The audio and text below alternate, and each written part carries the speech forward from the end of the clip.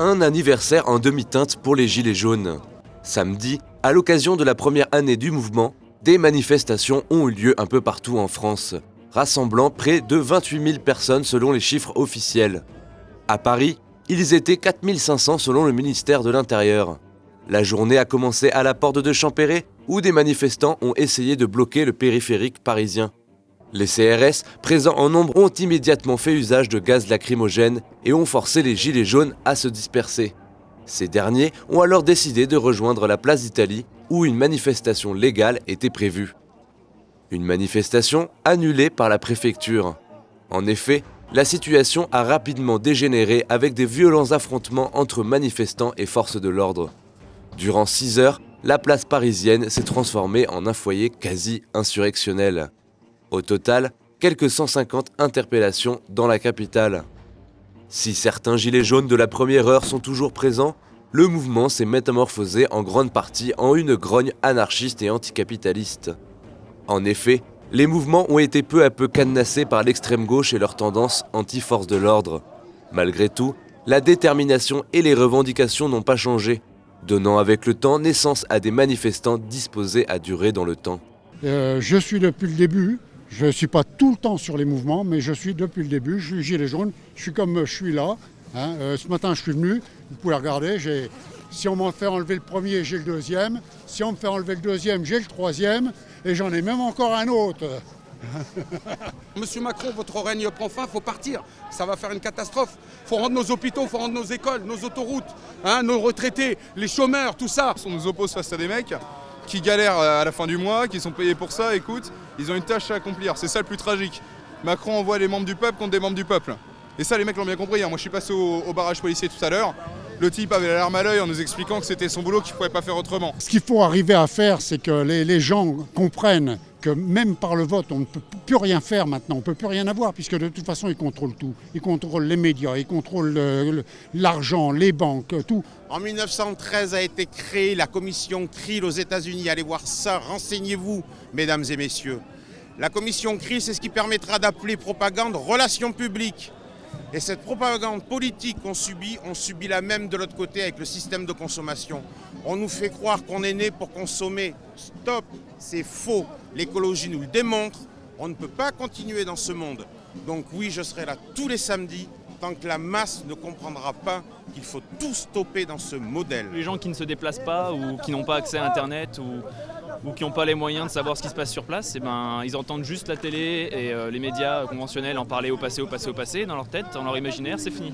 Ce qui n'est pas vrai, je pense que si vous viendrez tous les samedis, vous le verrez, même parfois les dimanches. Des fois on est moins, des fois on est plus, mais ça continue. Je suis pas sûre que les gilets jaunes ça continue encore pendant des mois ou des années, mais je pense que quand même qu'il y a une forme de protestation qui est née et que ça va peut-être se transformer en un autre type de mouvement, en un autre type de protestation, et que j'espère qu'à force ça finira par aboutir à quelque chose. J'ai 3 enfants et je vois comment je galère tout en travaillant, je vois la vie que je mène et franchement j'ai peur pour mes enfants. J'ai l'impression que mes enfants vont juste travailler pour nourrir le gouvernement. Je suis pas là parce que j'ai beaucoup d'espoir de résultats, mais je suis là parce que je sais pas quoi faire d'autre et je me sens impuissante. La réponse du jour, c'est l'anniversaire. On a juste oublié le gâteau, mais eux, ils n'ont pas oublié les bougies. Tu vois, ça fume. Tu vois, c'est ça qui est regrettable. Voilà la réponse qu'on a depuis 1 an. Voilà pourquoi on est encore sur le terrain, parce qu'il n'y a pas de concret. On nous martyrise, on nous fait mal, on évite de parler de nos revendications, on met en place un système violent pour pouvoir ne parler que de ça et nous désapprouver, nous diaboliser. C'est ce qui se passe pendant 1 an. Donc le bilan, il est maigre. Et aujourd'hui, on n'a que la preuve une fois de plus que le bilan restera maigre parce qu'on a affaire face à un président qui reste sourd. Même s'il y a une énorme pluralité de discours au sein de ce mouvement, je pense qu'on partage une certaine révolte face au démantèlement du service public et des cadeaux qu'on fait toujours aux plus riches avec la précarisation des plus pauvres. Et puis je pense que ça c'est quand même quelque chose de partagé à travers tout le mouvement. Il faut à tout prix une prise de conscience de la masse. Elle se fait éduquer par la télévision et c'est terrible. On veut faire comprendre en fait qu'il y a de la précarité, qu'il y a des choses à changer, qu'il y a le climat, il y a énormément de choses. On n'y arrive pas par le pacifisme. On s'est fait discréditer, on a bien vu qu'on s'est fait discréditer. On n'ose même plus porter nos gilets jaunes. Même nos amis maintenant critiquent les gilets jaunes alors qu'ils ne sont jamais venus dans la rue et qu'ils n'ont jamais discuté avec des gilets jaunes. Alors d'un autre côté, on se dit il faut peut-être passer à la force. Qu'est-ce que tu veux? Il y a des révolutions qui ont pris 100 ans. Tu prends même en ce qui concerne la Révolution française, on est sur des temporalités extrêmement longues en réalité. On est là sur une période moderne, on a l'habitude que tout se déclenche automatiquement. Le peuple est en train de souffrir, le peuple est en train de mourir et M. Macron, dans l'indifférence et le mépris, regarde son peuple mourir simplement pour que des profiteurs puissent continuer à s'en mettre dans les poches. Je suis déterminée. Je laisserai jamais 1 an, 2 ans, 3 ans, tout ce que tu veux. Tant que ça ne changera pas, ma détermination est forte. Et tu peux me massacrer, tu peux me taper, tu peux me gazer. Tous les samedis, je serai là. Malheureusement, le mouvement qui est en quête d'un nouveau souffle est trop souvent noyauté par les casseurs d'extrême gauche dans les grandes villes. À la place d'Italie, ils étaient des centaines, équipés et organisés. Leurs actions violentes empêchent tout bon déroulement de la manifestation, poussant certains manifestants à se questionner sur le but réel de leur démarche. En effet, les éléments les plus violents imposent leur rythme aux manifestations et font la loi. La preuve, lorsque nous interrogions des gilets jaunes sur place. C'est pas Mandela ici, j'adorerais qu'un sit-in ou une grève de la faim ça suffise. C'est pas le cas. Donc on fait avec les moyens qu'on a. Mais de quoi vous parlez les mecs? Arrêtez les gars, arrêtez. C'est le pouvoir qui nous divise, hein.